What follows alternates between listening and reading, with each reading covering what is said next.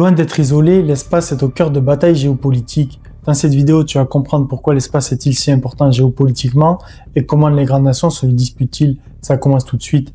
Déjà, l'espace est extrêmement important géopolitiquement car il est crucial pour les grandes nations.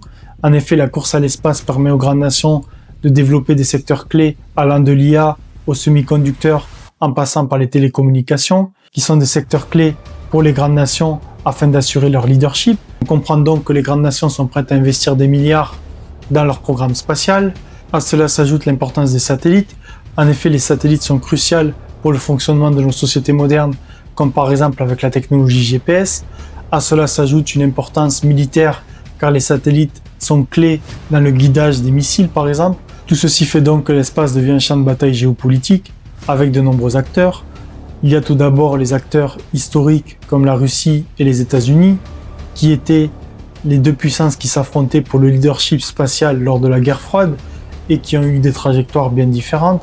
En effet, les États-Unis ont conservé leur leadership spatial dans le monde, avec la NASA qui est l'agence avec le premier budget spatial avec plus de 25 milliards de dollars, loin devant les Chinois qui pointent à 12 milliards de dollars en 2025. Ainsi, les États-Unis conservent leur leadership spatial mondial.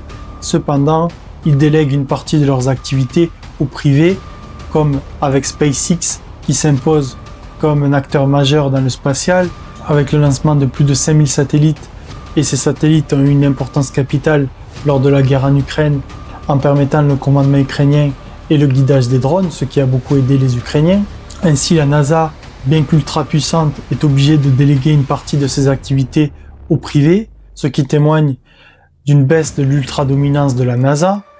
Les Russes, quant à eux, apparaissent comme une puissance spatiale en reconstruction, alors qu'ils étaient la seconde puissance mondiale spatiale lors de la guerre froide, avec des exploits allant de Sputnik à Gagarin, le premier homme dans l'espace. Les Russes ont largement reculé. Ils n'ont un budget spatial de seulement 3 milliards en 2025, ce qui est à comparer avec les 25 milliards des Américains ou les 12 milliards des Chinois. Ainsi, les Russes ont une puissance spatiale maintenant limitée. Un événement marquant de ce recul russe, c'est l'échec de l'expédition Luna 25 en 2023, qui marque un coup d'arrêt sur l'exploitation spatiale russe. Mais les Russes sont en reconstruction avec un agenda spatial ambitieux pour les années à venir. Et notamment, ce qui est à noter avec les Russes, c'est qu'ils n'hésitent pas à militariser l'espace, avec par exemple en 2021 l'essai de missiles anti-satellites qui a projeté des débris qui ont menacé de perturber la station spatiale internationale. Ainsi, les Russes, avec cet essai, ont montré au monde entier qu'ils pouvaient neutraliser tout satellite, ce qui met une pression stratégique sur tous ses adversaires. Face à ce recul russe, la Chine, quant à elle, s'impose comme la seconde puissance spatiale mondiale, d'une part de par son budget et d'autre part de par ses exploits. En effet, en moins de 30 ans, la Chine a réussi ce que les États-Unis et la Russie ont réussi en plus de 60 ans. En effet, la Chine commence son épopée au début du XXIe siècle en envoyant ses premiers astronautes en 2004. S'ensuit le développement de stations spatiales chinoises avec les projets Tiangong. S'ensuit le lancement de satellites afin d'assurer un GPS 100% chinois avec Beidou, avec un point d'orgue 2024 où la Chine est le premier pays à avoir réussi à envoyer une sonde sur la face cachée de la Lune. Ainsi, la Chine s'impose comme une puissance spatiale. Dans le développement de cette puissance spatiale se cache en fait une concurrence cachée avec les États-Unis, avec les Chinois qui cherchent à devenir la première puissance spatiale d'ici 2045. L'Union européenne et son agence spécial, l'ESA, apparaissent quant à eux comme en retard. En effet, l'Union européenne avait pourtant des projets ambitieux comme Ariane, Galileo. Ces projets se sont heurtés à du retard et être bien moins ambitieux que les projets de leurs concurrents comme SpaceX, qui propose une fusée réutilisable révolutionnaire comparée à Ariane. Les Européens se retrouvent donc dans une double dépendance, avec notamment les Russes et leur Soyouz, ou les Américains et les fusées SpaceX. Et malgré un budget conséquent de plus de 8 milliards, est à la traîne dans la conquête spatiale. À cela s'ajoutent des acteurs secondaires comme l'Inde ou les monarchies du Golfe qui cherchent à s'imposer comme des puissances spatiales. L'Inde, par exemple, ayant réussi à faire atterrir une sonde low cost de 75 millions de dollars sur la Lune, soit un prix 10 fois moins élevé à ce que la NASA aurait facturé. Si l'Inde s'impose comme une puissance spatiale, cela est à relier avec la rivalité indo-chinoise, car l'Inde cherche à concurrencer les Chinois dans la puissance spatiale.